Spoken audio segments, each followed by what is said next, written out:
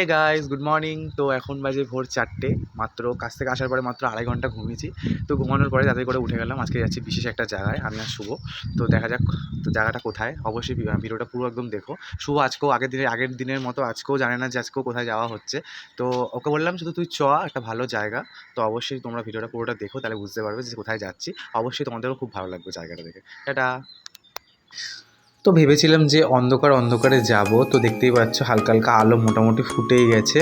তো এইভাবেই আর কি যাত্রা শুরু করেছি। বেশ ভালো লাগছিল সকালবেলা আর কি, যে ভোরবেলা এরকম বাইক চালাতে। তো আমি আর শুভ মিলে দুজনে মিলেই যাচ্ছি, খুবই মজা পেয়েছি। ওয়েদারটা একদম দারুণই ছিল, তোমরা দেখেই বুঝতে পারছো। তো দুজনে মিলে বেশ দারুণ মানে আবহাওয়াটা উপভোগ করতে করতে বেশ দারুণ হয়ে যাচ্ছি, নিজের একটা আলাদাই মজাতে ছিলাম। তো অবশ্যই ভিডিওটা পুরোটা দেখো, কারণ সারাদিন খুব মজা করলাম এই রোববারটা আর কি। তো রোববারটা দারুণ কেটেছে। তো গাইজ এইভাবেই পৌঁছে গেলাম আমাদের প্রথম গন্তব্যে আর কি, যেটা প্ল্যান করে ভেবেছি, মানে প্ল্যান করে আর কি এসেছি আর কি, যেই জায়গাটা প্রথম আর কি ঘুরতে যাব। সেই ভোরবেলার সেই আবহাওয়াটা, ওখানকার অ্যাটমসফিয়ারটা উপভোগ করব। তো তার জন্যই আর কি এখানে আসা। তো এই কোনোটার ব্যাপারেই শুভ এখনও কিছু জানে না। শুভ একটু একটু করে সবাই জানছে যে কোথায় যাচ্ছি। দেখো জায়গাটা কি সুন্দর লাগছে ভোরের অবস্থায়, মানে জায়গাটা জাস্ট অসাম। শুভ তো খুবই আনন্দ পেয়ে গেছে জায়গাটা দেখে, ওর মনটা বেশ ভালোই হয়ে গেছে, কারণ এতটাই সুন্দর লাগছিল। ভোরবেলা গঙ্গার পাড়টা পৌঁছে গেছিলাম হচ্ছে বাগবাজার গঙ্গার ঘাট। তো দুজনে মিলে বেশ বসেছিলাম, বসে খুবই মজা করছিলাম। ঠিক আছে, তারপরে দুজনে মিলে সেই গঙ্গার দিকে তাকিয়ে রেখে ভাবছিলাম কতটা শান্ত, কতটা সুন্দর হাওয়া দিচ্ছিল, ঠান্ডা ঠান্ডা, বেশ ভালোই লাগছিল আর কি। তোমরাও কখনো চাইলে অবশ্যই ট্রাই করো, খুব ভালো লাগে। তারপরেই গঙ্গার পাড় থেকে উঠে বাগবাজার থেকে রওনা দেওয়ার পথেই দেখছিলাম যে এক জায়গায় লুচি বিক্রি হচ্ছিল। তো ওখানে 5 টাকা মানে 20 টাকার 5টা লুচি দিচ্ছিল। তো দুজনে মিলে একটু 20 টাকার 5টা লুচি খেয়ে নিলাম। লুচিগুলো সাইজগুলো ভালোই ছিল, মোটামুটি বেশ পেটটা ভালোই ভরে গেছে। এক প্লেট হচ্ছে 20 টাকা, যেটাতে 5টা থাকে। তো এইভাবেই আর কি লুচি খেয়ে পেট পুড়ে পৌঁছে গেলাম হচ্ছে কলকাতার মানে টালাতে, মানে যেখানে পাখির হাট বসে আর কি প্রত্যেক রবিবার। মানে এখানে গাইস তোমরা আসলে পরে প্রচুর পরিমাণে আর কি সব ধরনের পাখি, মাছ, কুকুর, তারপরে এই খরগোশ, মানে বিভিন্ন ধরনের ইঁদুর, সব কিছু দেখতে পারবা গাইস। এইগুলো হচ্ছে হ্যামস্টার। এই ছোটো ছোটো পুচকিগুলোর দাম নাকি 1000-1200 টাকা করে এরকম বলে। আবার কখনো কোনোটা এক পিসের দাম 700 টাকা বলছে। কিন্তু দেখতে কিন্তু বেশ দারুণ লাগে এদেরকে, এতটা সাইজ ছোট হয়। আর এগুলো তো গিনিপিগ, এগুলো তো চুপ করে বসে থাকে। আমারও কিন্তু বেশ লাগে। তোমাদের কেমন লাগে অবশ্যই তোমরা কমেন্ট করো, আর জানিও তোমাদের এর মধ্যে কোন পেটসটা সবচেয়ে বেশি ভালো লেগেছে। আমার এদেরকে খুব দারুণই লাগে, এর জন্য আমি অনেকক্ষণ গেলে পরেই এখানে দাঁড়িয়ে থাকি। তারপরেই চলে আসলাম এই যে র্যাবিট, এখানে র্যাবিট, ইঁদুর, এই পুচকিটাকে দেখো বারবার ঘোরাঘুরি করছে।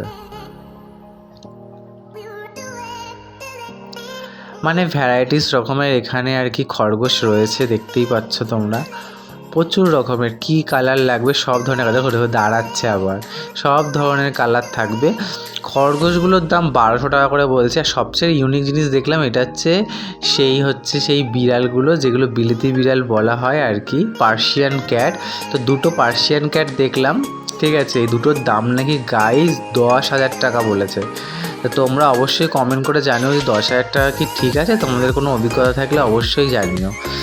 আর তারপরেই দেখলাম হচ্ছে এই মুরগির বাচ্চা, যেই মুরগির বাচ্চা অবশ্যই আমাদের সবার পাড়ায় এরকম মাথা করে নিয়ে ঘুরেছে।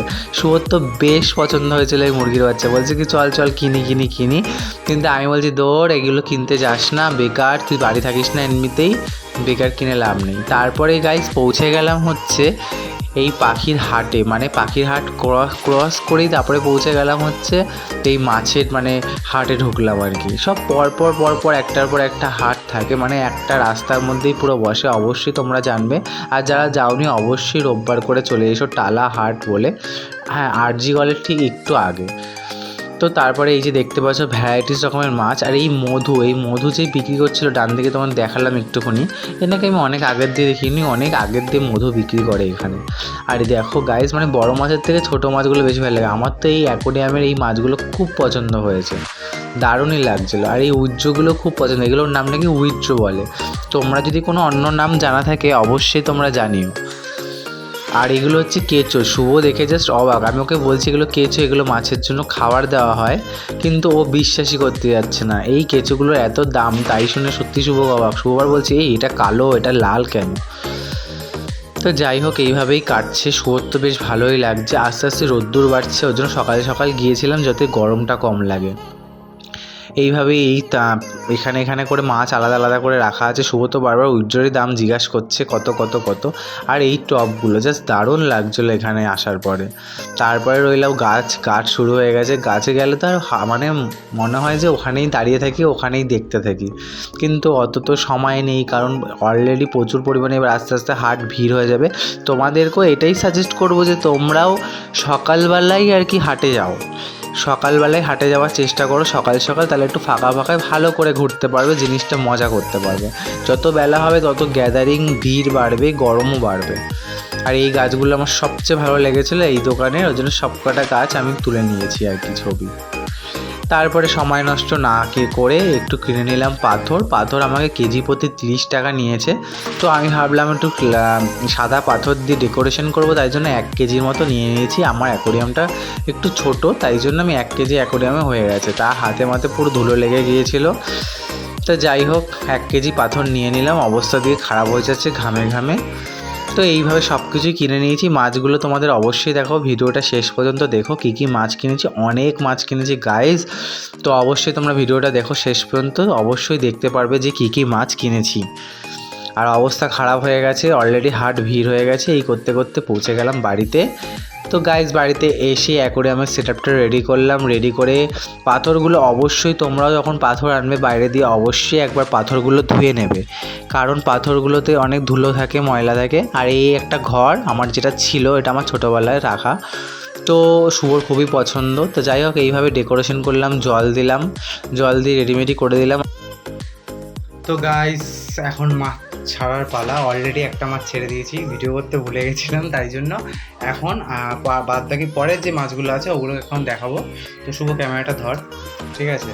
আমি মাছটা একটা করে ছাড়ছি, তোমাদেরকে দেখানো হচ্ছে কী কী মাছ আনা হয়েছে, কারণ হাটে একটা মাছও দেখায়নি যে কী কী মাছ আনা হয়েছে। তো দেখো।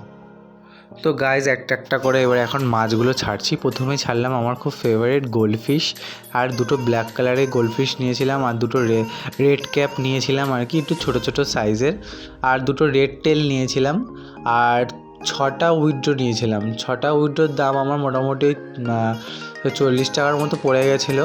আর গোল্ডফিশগুলো একটু কম দামে পেয়েছিলাম, মোটামুটি 20 টাকায়। তো অবশ্যই মানে বেশ কিনলাম, ভালো লাগলো। আর গোল্ডফিশগুলো আমার খুবই ফেভারিট ছিল। এই হলো গাইজ আমার অ্যাকোরিয়াম সেটআপ। তোমাদের কেমন লাগছে অবশ্যই জানিও। বেশি হিজিহিজি করলাম না, মানে বেশি আর কি ডেকোরেশন করতে গেলাম না, একটু সিম্পল রাখার চেষ্টা করলাম। গাইজ অবশ্যই ভিডিওটাকে লাইক করো, চ্যানেলটাকে সাবস্ক্রাইব করো। টাটা, আবার দেখা হচ্ছে নেক্সট একটা ব্লগে।